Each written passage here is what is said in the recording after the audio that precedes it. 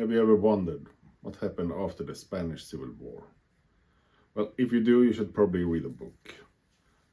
This game here, Resist, will give a small hint, although it's an alternative timeline, so it's not a history lesson.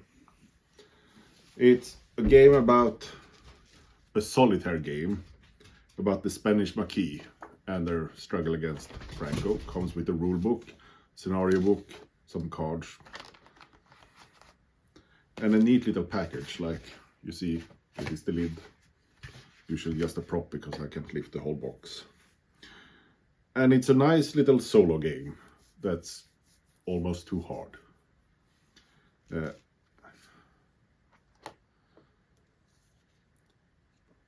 I usually don't want my games to be super hard, but this one is, I think, quite hard, but I'm also quite bad at games, so that probably doesn't help. Anyway, what you do is you start with, you have 12 members of the resistance and some spies in the play area, and then you set out missions, and on those missions there will be various enemies you also might have to defeat, and you have to defeat those missions by using your resistance members. And you can either have them hidden and they do something, or you can reveal them, but then you will lose them. So as you defeat missions, you get less and less members of the resistance. There are some ways to get some members from a pile here off to the side and join up, but usually after a while you will be very low on members and you have to end the resistance, and then you check your score and see how you do, and it says, oh wow, you're bad at this. Okay, not really, but almost. And it's still a very interesting and fun game, and it takes quite a bit of space up on the table, but it's a neat little package, and it doesn't take that long to set up. I often, like after we played something at the cabin on Fridays, and we're like winding down in the evening, I'll feel good about myself, so I'm like, I shouldn't feel this good, I'm Swedish, so I'll take out this game and play around that and just do badly, so I can go to bed depressed. But the setup and everything is nice and smooth, and the card is, these are the bigger cards, but it's not that many. It doesn't take that long to sort everything in and do everything, if you play according to the regular rules.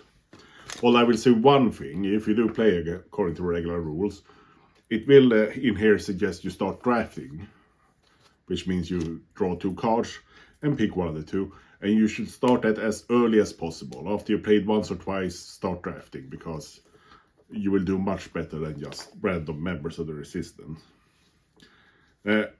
There's a nice little round summary.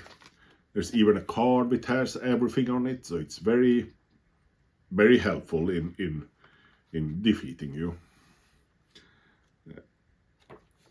And then when you end the resistance, you check like, how many points did I score? How did I do? And usually it will say something.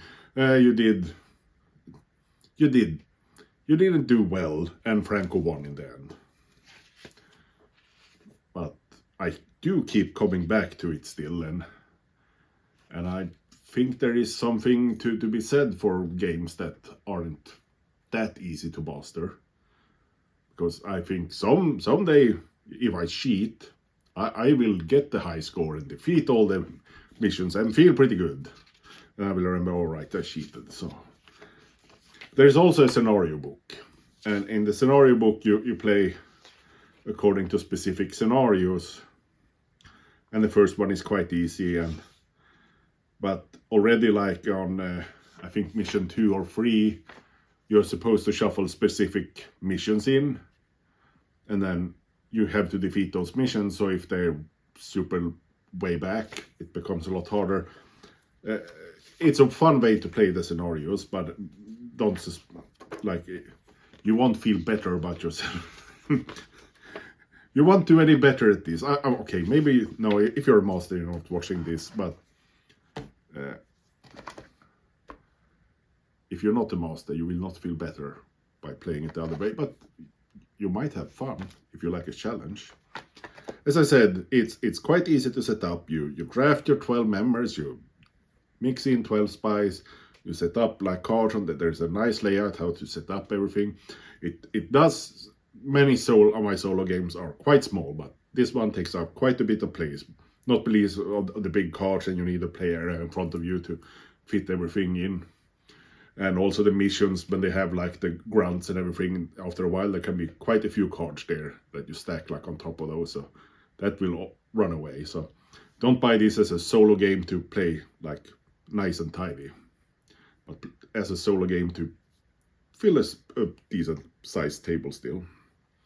And you, at the start of your turn, you take your resistance and you draw 5 of them usually.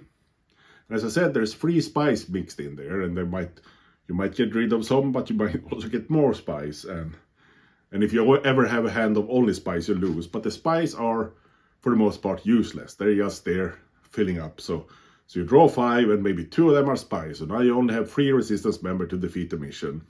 And then maybe you have to reveal all 3 to have enough strength to defeat that mission. That means all 3 of those goes away. So now you have the 2 spies are still left, but now you have 3 less. Anyway, but you draft, you play first. There's like plan and attack phases. and they do different things. They have different attack values during those phases. And you just keep on doing that and make bad decisions like me. And then you defeat a few missions and then it ends. No, it doesn't end. You end it usually. I usually end it on my terms. Because if you fail 2 missions, then it's over, no matter what. So a handful of spies or lose 2 missions, then it's over. But if you don't, then you score points, and then you go here and check. And like defeat all 10 missions. Epic victory. Yeah, as I said, that's gonna happen the day I cheat. Or cheat more than now, at least. Like 1 to 14, draw. At least it says draw, so I feel good about myself when I score less than 14 points or 14 or less points, which is a lot. But even like minor victory, the Maquis are able to liberate some villages and towns, raising the Spanish Republican flags over them. However, they are ultimately defeated by Franco's forces. As I said, you won't go to bed feeling, oh, I did great today. But it's a neat game. It has a cool theme. As I said, this is not the Spanish Civil War, but I enjoy the history about the Spanish Civil War and what came after and all that. And this is a small part of it.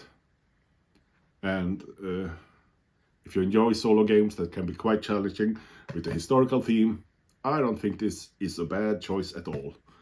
The mechanics are neat, the missions are neat, and, well, frankly, the whole game is neat.